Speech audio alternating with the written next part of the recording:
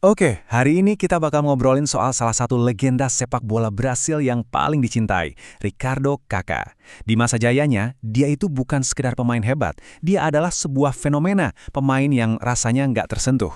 Coba bayangin deh, saat Pele, yang dianggap banyak orang sebagai pemain terhebat sepanjang masa, bilang kamu itu pemain yang komplit, itu bukan sekedar pujian biasa. Itu udah kayak sebuah penobatan.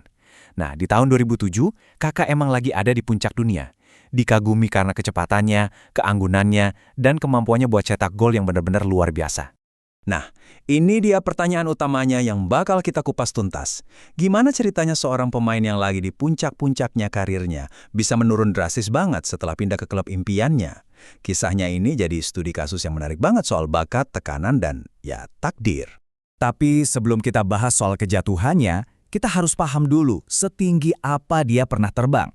Yuk, kita balik dulu ke masa-masa emasnya di AC Milan, di mana dia itu benar-benar raja sepak bola yang gak terbantahkan. Jadi, dari tahun 2003 sampai 2009, Kaká itu bisa dibilang nyawanya AC Milan. Dia dibeli dengan harga yang, kata pemilik klub Silvio Berlusconi, itu cuma kacang, tapi dia langsung jadi bintang loh. Musim pertamanya langsung juara Liga, dan dari situ dia terus menanjak sampai ke puncaknya di tahun 2007 yang legendaris itu. Oke, ini harus kita perjelas ya. Jauh sebelum dunia ini cuma soal duel Messi lawan Ronaldo, ada satu nama, Kaká. Selama 1 tahun itu, dia itu standarnya. Dia pemain yang jadi panutan semua orang dan yang coba ditiru semua orang. Levelnya udah beda banget dari yang lain. Dan dominasinya ini bukan cuma omong kosong loh, buktinya ada di trofi-trofinya.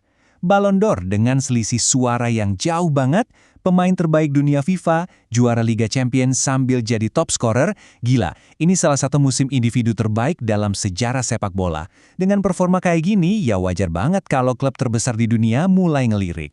Nah, disinilah momen yang mengubah segalanya datang. Florentino Perez balik lagi jadi presiden Real Madrid, bawa proyek Galacticos Jilid 2, dan siapa target utamanya? Yah, Kaká. Ini bukan sekedar transfer biasa, ini adalah sebuah pernyataan. 67 juta euro. Coba, biarin angka itu meresap dulu. Di tahun 2009, itu rekor dunia loh, meskipun cuma sebentar sebelum dipecahin sama rekan setim barunya sendiri. Angka segitu tuh bukan cuma harga, tapi jadi beban. Real Madrid itu bukan cuma beli pemain hebat, mereka beli mahkota sepak bola dunia. Dan berharap mahkota itu bersinar di tiap pertandingan. Tekanannya, wah, luar biasa. Dan ya, disinilah ceritanya berbelok. Kepindahan impian itu malah cepet banget jadi mimpi buruk. Jadi, yuk kita bedah satu persatu. Faktor apa aja sih yang bikin fenomena ini jadi meredup di bawah terangnya lampu sorot Santiago Bernabeu? Jadi gini, kejatuhan Kaká itu bukan karena satu hal doang, tapi kayak kombinasi dari banyak masalah. Pertama yang paling jelas, cedera yang gak ada habisnya. Masalah di lutut dan pangkal pahanya itu kambuhan terus. Dan ini yang ngerampas senjata utamanya, kecepatan eksplosifnya. Kedua, secara taktik, dia itu nggak cocok. Gayanya Jose Mourinho yang pragmatis dan ngandelin serangan balik kilat itu butuh umpan cepat, bukan pemain nomor 10 klasik kayak Kaká yang suka bawa bola.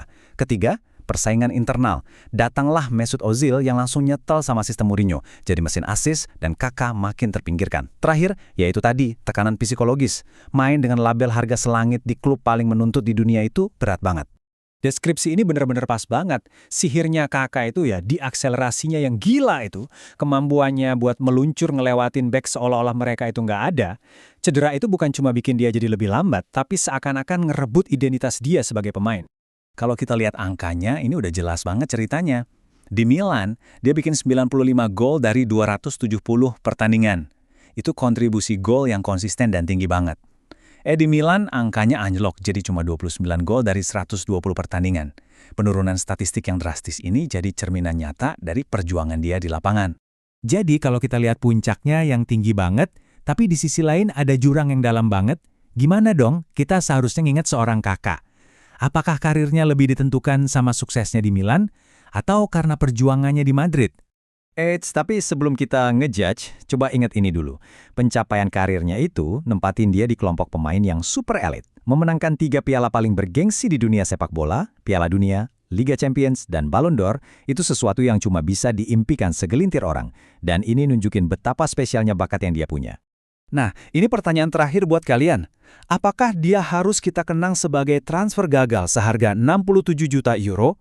Atau haruskah kita justru merayakan masa puncaknya yang luar biasa, masa di mana dia itu nggak ada lawan sama sekali, meskipun masa itu lebih singkat dari pemain-pemain hebat lainnya? Pada akhirnya, mungkin sudut pandang dari Kakak sendiri yang paling penting ya. Dengan keyakinan yang kuat yang selalu jadi pegangannya sepanjang karirnya, dia ngelihat perjalanannya, baik suka maupun duka, sebagai sebuah anugerah. Sebuah pengingat kalau bahkan dalam kisah naik turun sekalipun, selalu ada tempat untuk rasa syukur.